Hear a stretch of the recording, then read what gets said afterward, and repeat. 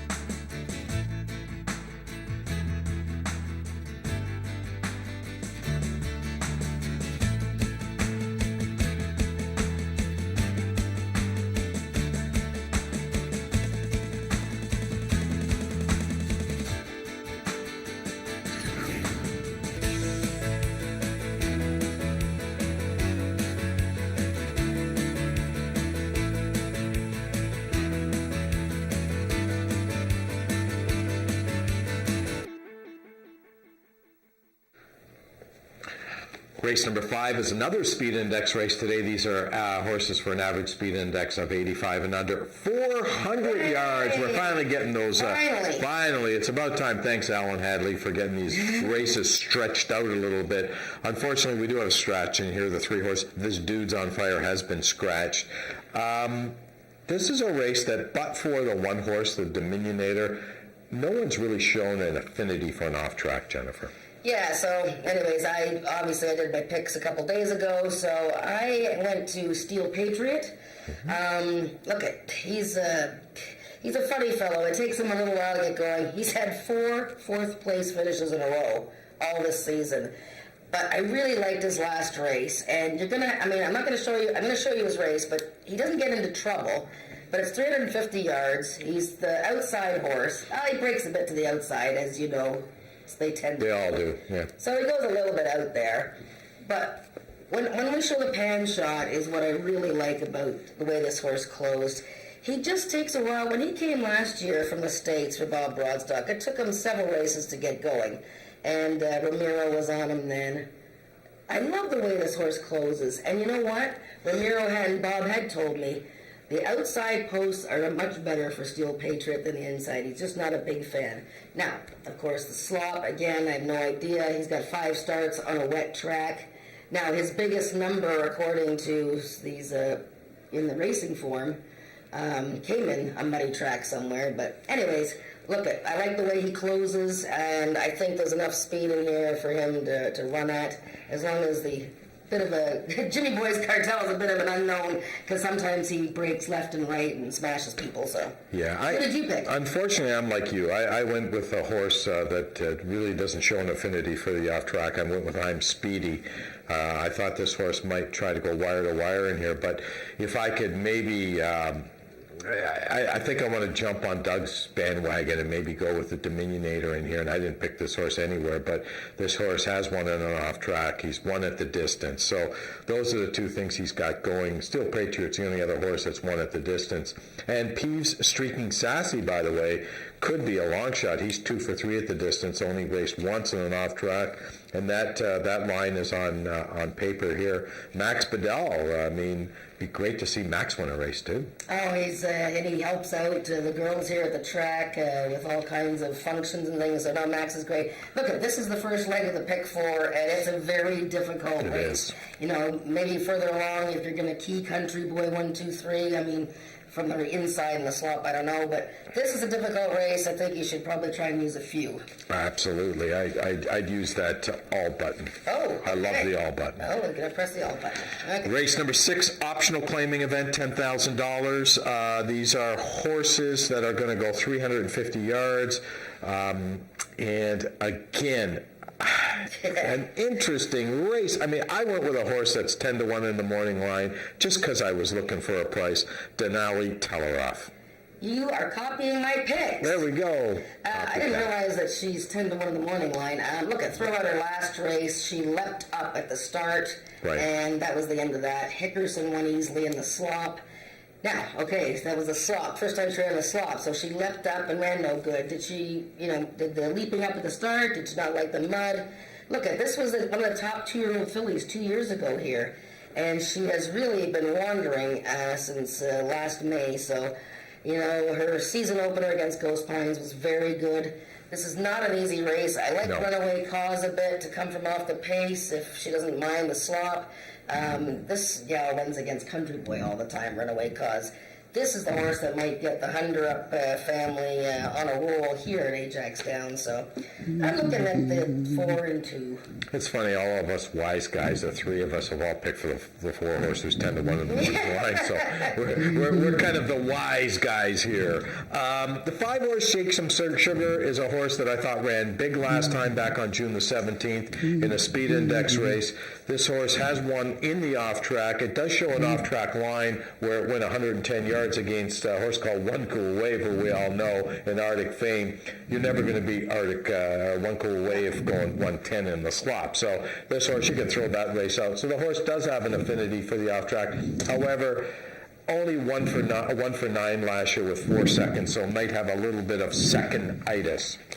Race number 7 is our feature race on today's Carter Racing, the 12th running of the all-Canadian Classic, a purse of $40,000 up for grabs, and we've got the best horses in Canada.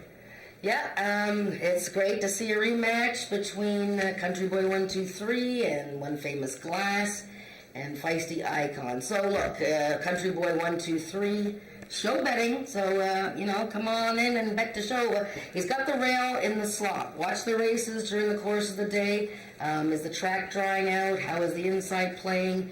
Country Boy has won from the rail. Right. In fact, he won 3 races in a row last summer from the rail. He has run 4 times on a wet track. He has won all 4. Okay, look at this. I'm the only one to pick Country Boy. But yes, I mean, they all lose sometime. We saw Pink Lloyd and the Thoroughbreds get defeated a couple weeks ago. He has the speed and the gate speed to get away from his toughest opponents here, like One Famous Glass. Feisty Icon's coming off a very nice confidence-building win in an allowance event. He ran hard against Country Boy in May. Country Boy doesn't know the meaning of lose. However, inside and the mud, I don't know. What do you think? Well, you're right. Everything you said is right. It's accurate. I mean, he won 3 in a row. The last 3 lines on papers from the 1 hole. And he won all 3 races quite convincingly and very easily. I just picked against him because I was looking for a bit of a price. So who do you go to? Either One Famous Glass, Feisty Icon, or even if you want to stretch it to Hickerson. But I picked One Famous Glass because, he's just a nice, consistent horse. I mean, look at his lines. 40 lifetime starts, 17 wins, 11 seconds. That's 28 out of 40. That's a huge, huge percentage, top 2. So, I know he's got Tony Phillips in the saddle again, and I was kind of hoping maybe we'd have a driver change, but that's not going to happen. A driver change? Yeah, a driver change. I want to get a driver change. I like TP. I'm just kidding, TP.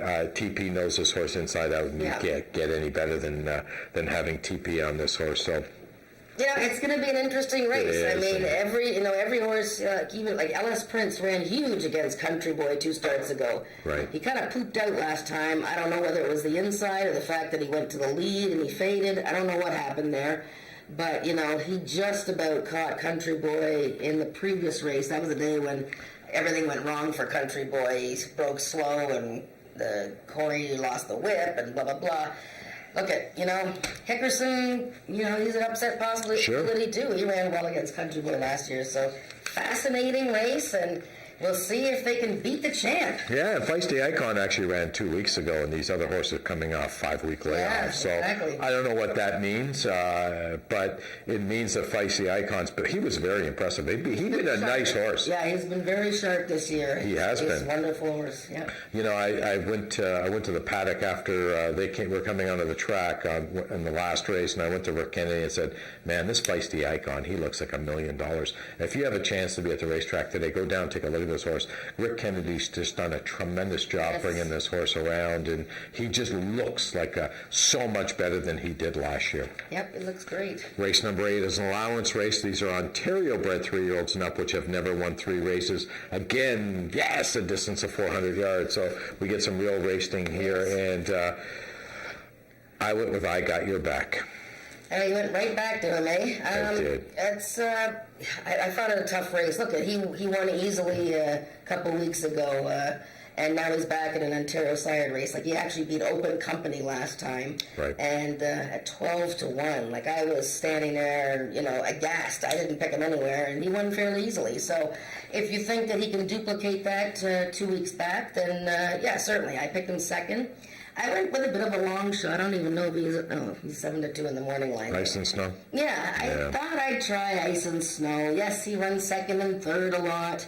I just, he ran a really good race against Feisty Icon last time. He did. And, he's had a lot of chances at this Ontario Sire non-winners of 3 level.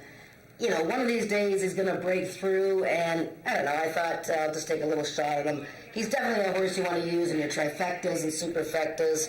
I Got Your Back is another one for that. And how about Isaac Dexter, Mr. Dexter there to get into the picture as well.